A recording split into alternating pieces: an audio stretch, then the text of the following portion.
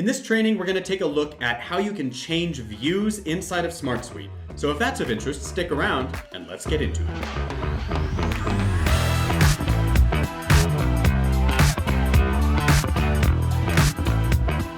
Inside of SmartSuite, we have multiple views that allow us to see the data inside of an app. So first, we have to be inside of a solution. In this case, I'm in my Gap Contact solution. And inside of that solution, I need to be inside of a specific app. In this case, let's go to the Clients app inside of my Contacts. All right, once we're inside here, by default, I am looking at the last view that I had access to. Now that we're inside the right app, in order to change the views, I'll come over to the View Listing. Right here, I'm looking at the Grid View Report. If I make this selection though, I see that this is the only view that exists inside of this particular app. In an effort to streamline specific parts of my workflow, I want to create views inside of the app that bring in specific data to a particular part of my business process. So in this case, let's say I want to create a new view. You'll notice that by hovering over Create a New View, I can choose what type of view I want to have.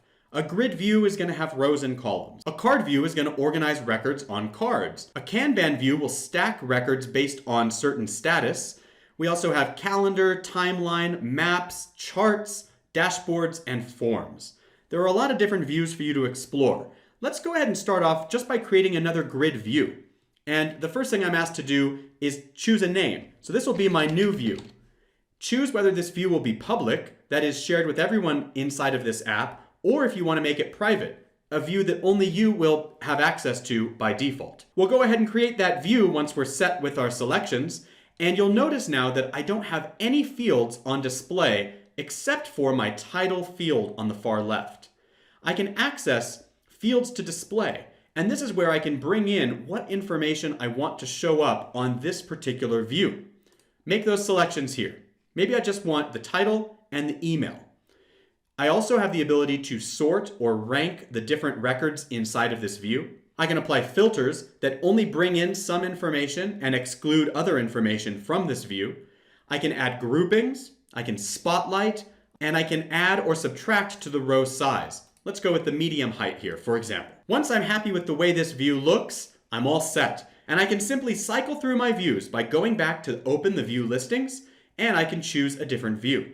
It's important to note that if you hide information from one view, or if you group information on a particular view, it doesn't impact the underlying data that lives inside of your app. All a view does is present that information to you in a unique way. So you can have numerous different views, each of them looking at the same underlying data, but presenting it in a unique way for each of you. This is now a saved view that I just created, that new view. But sometimes I might be working inside of one view and I need to make a quick change on the fly. This is a quick way for us to pull up some relevant information to whatever we're working on. Let's say, for example, I wanted to look at everybody who was at the company Gap Consulting. I can quickly apply a filter here and I can say, I want to look at anyone where the company is Gap Consulting. Once I've made that selection, you'll see that all of the other information has been removed from this view, and I now just have these two records at my disposal. This is a quick way to make a change to my view on the fly, but any changes you make sure that you go ahead and remove them when you're done with that particular business process and return the view to its original settings.